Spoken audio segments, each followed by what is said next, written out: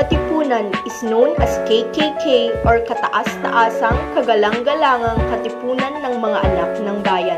Katipunan is a Philippine revolutionary society founded by Filipinos who are anti-Spanish people in Manila in 1892.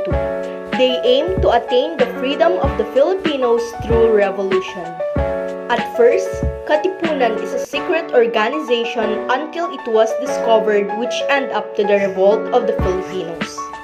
Aside from the cruelty and violence experienced by the Filipinos, there are a lot of reasons why they founded KKK and the concept of the Kartilya ng Katipunan. The Kartilya ng Katipunan was made in December 1895. In these times, Katipuneros have so much desire to get the freedom they deserved. It was primarily written by Andres Bonifacio. Emilio Jacinto later made revisions, creating a new rulebook known as Decalogue.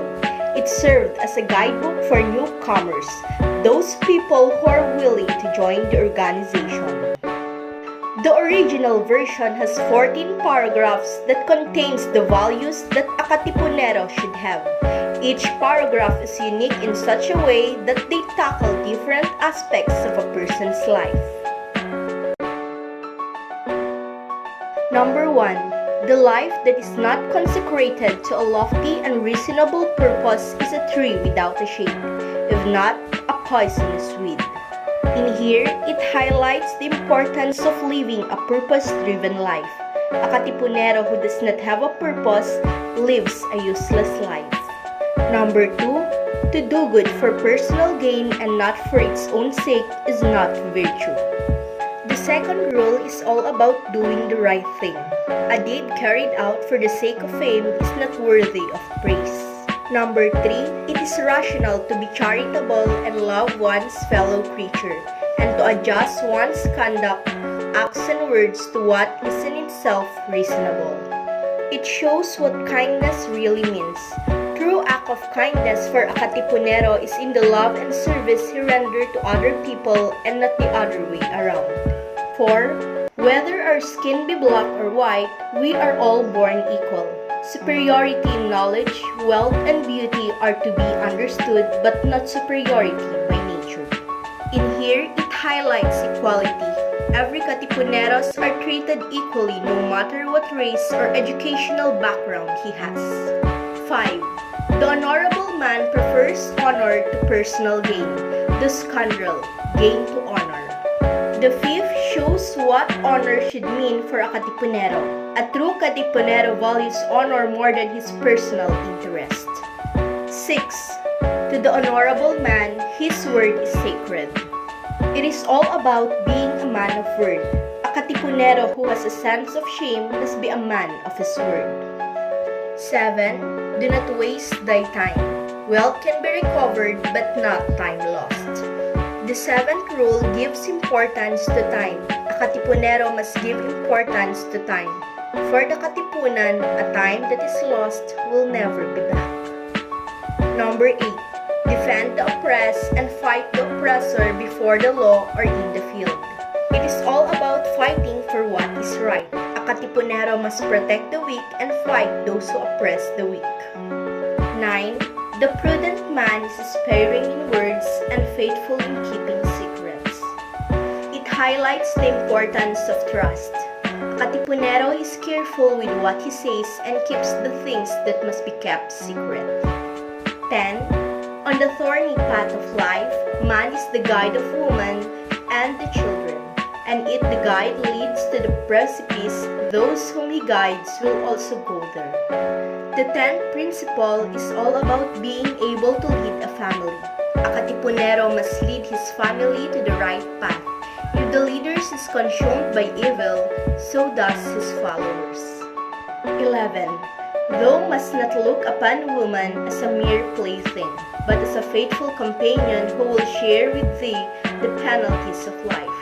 Her weakness will increase thy interest in her, and she will remind thee of the mother who bore thee and reared thee. The 11th principle is all about women. A Katipunero must give importance to a woman. He must not see her as an object nor a pastime. That whenever a Katipunero Katipunero sees a woman, he will remember his mother who nurtured him. 12. What thou dost not desire done unto my wife, children, brothers and sisters, that do not unto the wife, children, brothers and sisters of thy neighbor. The 12th principle gives importance to every actions that one has to make. A Katipunero must not do the things that he does not want to be done to him or his family. 13.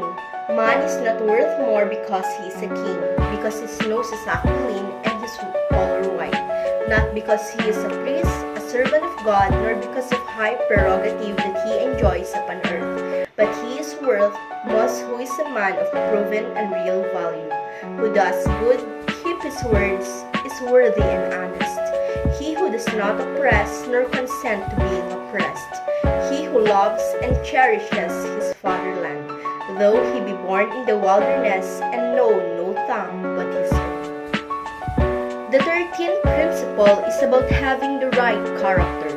Katipunero's life is not measured by what is his status in life nor with the things that he possesses. Instead, it is in his character and his love for the native land. 14. When these rules of conduct shall be known to all, the longed for Son of Liberty shall rise brilliant over this most unhappy portion of the globe, and its rays shall diffuse everlasting joy among the confederated brethren of the same race. The lives of those who have gone before, the fatigues and the well-paid sufferings will remain. If he who desires to enter has informed himself of all this and believes he will be able to perform what will be his duties, he may fill out the application for admission. The last shows a glimpse of what the author desired. It shows the sense of hopefulness for the motherland and that all the sacrifices made is not all for naught. The Kartilya ng Katipunan is not just teachings of their organization but is the guidebook of the society. Guides that shows good behavior and principle of patriotism to our country. Principle of nationalism embodies their advocacy of helping and defending the oppressed and awaken the souls of Filipinos to the freedom they deserved.